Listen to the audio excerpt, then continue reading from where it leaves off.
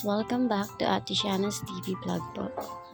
Ayan, papunta po kami kina Sherry at nagdadalaw kami kina Baby Onyok. Kasama ko nga po pala dyan ang aking boyfriend. Ayan po, sa mga hindi po nakakilala, siya po ang aking boyfriend. Ayan, kasi po marami pong nagtatanong kung may boyfriend na po ba ako o wala pa. Meron po, and sana po respect niyo po yung decision ko, and alam po naman po yung tama and mali. At kahit po syempre kahit may boyfriend na ako, hindi ko naman po pababayaan yung mga kapatid ko. Nandyan pa rin yung ate nila na magagabay at magsusupport sa kanila. Ayan po. Yung obligation ko po bilang ate is nandyan pa rin naman. Hindi naman siguro masama na isipin ko rin yung sarili ko. Siguro po may ilan na magagalit, sasabihin na nag-boyfriend na ako. Dapat mas inuuna ko yung mas priority ko yung mga kapatid ko. Tsaka nagustuhan ko po siya kasi sobrang bait po niyang taong yan. Actually nga po, pag nasa bahay siya, tapos nagkakataon na andun si Baby Onyok, siya yung tumatay yung parang pangalawang tatay. Tsaka kilala din po siya ng mga kapatid ko. Ayan, naging barbero pa siya dyan nung time na yan. Kasi nagpagupit yung bunso namin ng buhok, nagpabawas. Sobrang bait po niyan kung makikilala niyo siya sa personal. Yung pagkatao niya is napakabait. At naiintindihan niya po yung kalagayan ko bilang ate ng mga kapatid ko.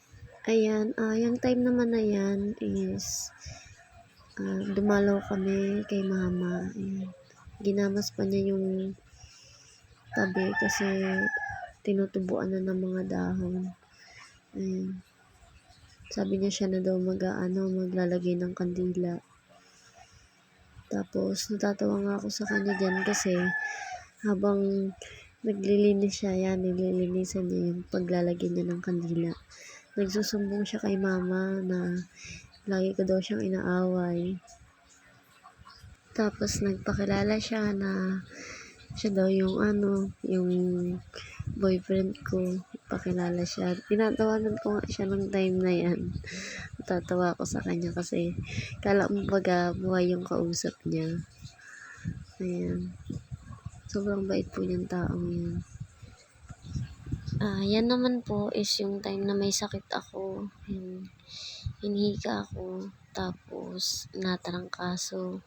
Tinawagan nga siya ng kapatid ko. At sinabi na, kuya, si ate may sakit. Pumunta agad siya sa bahay. Ayan. Tapos, siya yung nag-asikaso nung gabing yun sa akin. Nahiya nga po ako nung time na yun kasi pag hinihika ako talagang groggy ako, yung talagang lupay-pay po ako. Yan, nahiya ako sa kanya. Pero siya didma lang. Tapos yan, nakapikit nga ako dyan kasi sobrang sakit talaga ng ulo ko dyan. Tapos, siya na yung nag-intindi sa akin. Tapos, sinasabihan niya ako nung time niya na magpahinga daw kasi ako. Wag daw kasi yung sobrang gawa.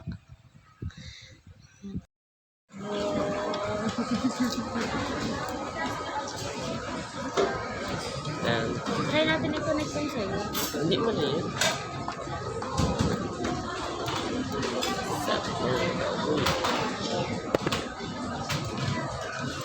Huwag may ganyan yun sa'yo. Ang kalahating itim. Saan? Ito. Saan? Lakit. Wala yan. Kasi nga napipindot mo to. Pag inalis mo yan, maalis din yan. Yung time naman na yan is inaya niya akong lumabas. Kasi weekend po yan, wala siyang trabaho. Tapos sabi niya, pag linggo magpapahinga daw ako. Para hindi ako masyadong napapagod. Yan, nilaya niya po akong lumabas para kumain kami. Ang fry. Ba't may itim na yung kalahati? Hindi yan. Yan lang bag mo.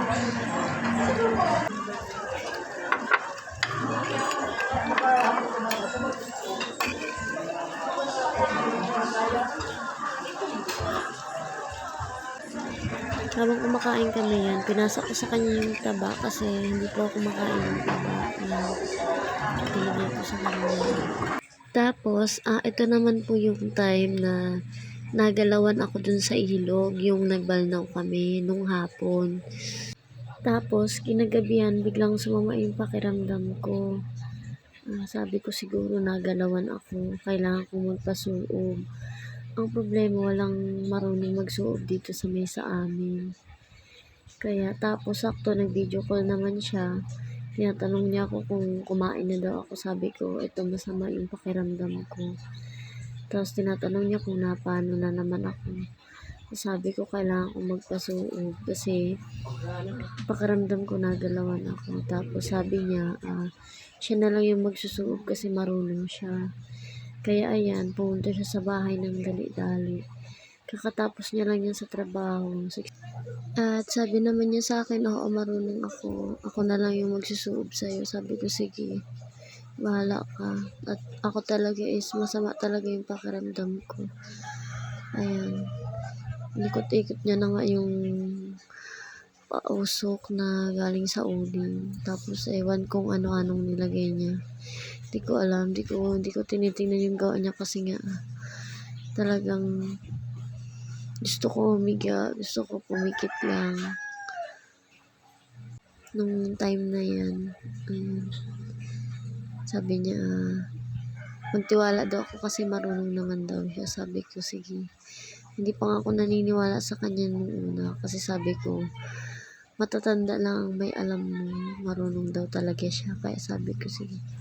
Ayan, tinatawanan pa nga siya dyan ni Madeline tapos ni Kulot habang sinusuob ako kasi naging albularyo daw. Si Kulot po kasi yung nagbibideo nung time na yan. Kasi ako nakapikit lang. Kasi masama talaga yung pakiramdam ko niyan eh. Tapos may nilagay siyang puting bato na maliit. Tapos ayun. Hinihipad na hanap niya nga kasi nilagay niya sa gitna ng uling. Tapos sabi niya, nagalawan daw nga ako sa ilog. Yung maliit daw na, yung may butas daw. Sabi ko, yun na nga yung hinahaldukan namin. Tapos, ayun, dinurog niya yun. Pakadurog niya, pinahid niya yun sa akin. Tapos ako naman, pakatapos suob, humiga na ako. Tapos, natulog para mawala yung sakit ng ulo ko. Tapos nag-inom na rin ako niya ng gamot. Kaya sobrang bait po niyang taong yan. Sobrang maalaga. Kaya sa mga taong makakapanood nito, siguro may ilang mababash kasi sasabihin, ay si Ate Shena may boyfriend na. Ay si Ate Shena mag-aasawa na din yan katulad ng kapatid niya. Hindi po ganun. Hindi po porket may boyfriend ka na is mag-aasawa ka na rin. Alam niya na yun po naman yung kalagayan ko. Bilang panganay ako yung nag-handle ng lahat. Alam niya po yun. Actually nga po, tinutulungan niya po ako sa ibang bagay. Alam niya rin po yung kalagayan ko. Tsaka, kilala na rin po siya ni Lola. Kasi nung pumunta ako kay na Lola is kasama ko din po siya. Tapos, kilala na din naman po siya ni Papa kasi nung dumalaw ako kay Papa is kasama ko din po siya noon.